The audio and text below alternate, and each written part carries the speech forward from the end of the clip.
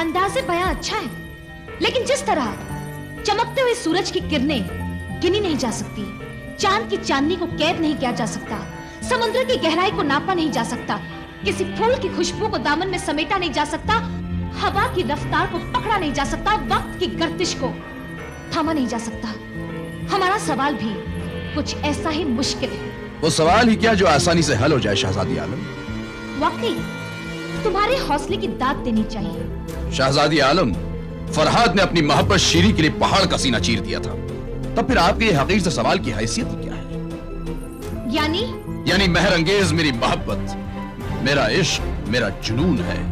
तुम्हारा जुनून उस वक्त तक कामयाब नहीं हो सकता जब तक कि हमें दो प्यार करने वालों की दास्ताने मोहब्बत का अंजाम पता नहीं चल जाता। हम तक पहुंचने के लिए सिर्फ और सिर्फ हमारे सवाल का जवाब है। तब फिर शहजादी आलम अपना सवाल बयान करें। आपका सवाल क्या है? हम जब से गुल और सनोबर की अधूरी दास्तान सुने हैं, हम तब से गुल सनोबर के लिए पागल दीवाने से हो गए हैं।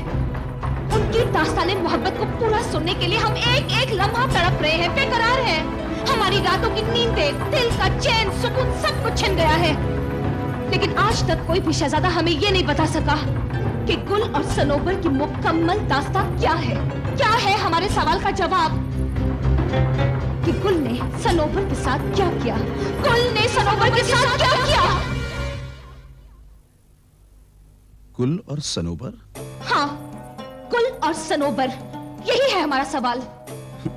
लगता है शहजादी आलम किसी गलतफहमी का शिकार है। हमारा सवाल है कि गुल ने सनोबर के साथ क्या किया? गुस्ताखी माफ हो शहजादी आलम, मैं तो समझ रहा था कि आप कोई बहुत अहम सवाल करेंगे जिसमें वाकई इंसान की अक्ल व दिमाग की आजमाइश हो। मगर अफसोस कि आपका सवाल तो निहायत ही बचकाना किस्म का निकला। हमारा सवाल है कि गुल ने सनोबर के साथ क्या किया? ऐ शहजादी तुर्किस्तान, सच्चाई यह है कि आपका सवाल ही बेबुनियाद है। एक झूठी दास्तान है, ये एक मनगढ़ंत कहानी है जिसका सच्चाई से कोई वास्ता नहीं, कोई ताल्लुक नहीं। अगर आप ये सोचती हैं कि आपके इस बेतुके सवाल का जवाब लेकर कोई आएगा, तो ये आपकी भूल है शहजादी आलम, क्योंकि जवाब के इंतजार में ये बेमिसाल हुस्न एक दिन सूरज की गर्मी से पिघल जाएगा। हरगिज़ ये हमारे सवाल का जवाब नहीं है। ये तौहीन है हमारी, गुस्ताखी है हमारी शान में, जिसे हम कभी बर्दाश्त नहीं करेंगे। बर्दाश्त करना होगा शहजादी आलम। इश्क एक आवाज है, एक सदा है जिसे दुनिया की कोई दीवार नहीं रोक सकती।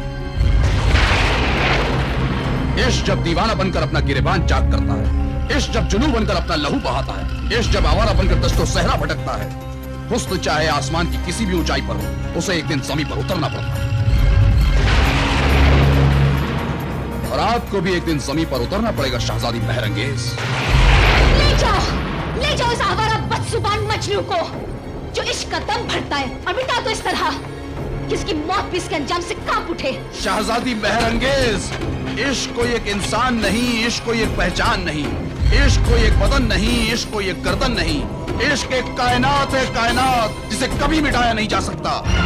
हमारे सवाल के जवाब में ये तुम्हारी शिकस्त है, और शिकस्त की शर्त ये है कि तुम्हारा सर कलम कर दिया जाए, इस नामुराद आशिक का सर काटकर हमारे महल की दीवार पर लटका दिया जाए, ताकि देखने वालों का दिल लर्ज़ उठे।